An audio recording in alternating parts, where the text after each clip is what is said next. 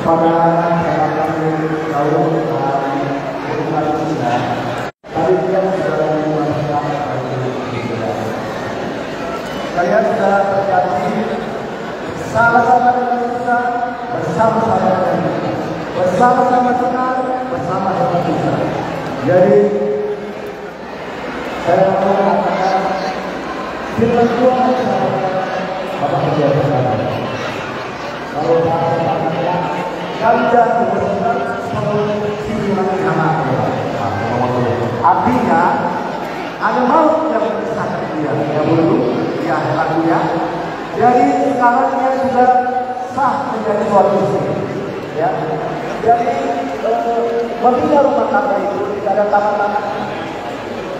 Kalau S1, S2 itu tidak bisa tamat. Banyak orang S2, S3, cerai, kenapa?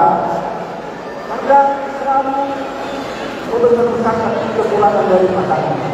Jadi kepada jalan kami dan kami, kalaupun ada nanti kekurangan dari jalan kami ini, jangan berusaha. Jadi juga saya ya, kalau ada kekurangan dari guru kami ini, jangan berusaha. Banyak orang yang cerai karena dari guru selalu merusakan kekurangan dari pasangannya.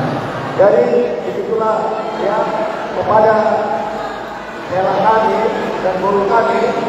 Jadi membina rumah tangga ini tidak ada tamat-tamatnya sampai ke ujung, sampai laut, sampai meninggal.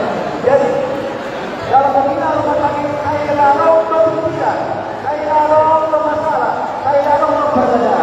Makanya kan kalau panas berjatuh, jadi begitu ya.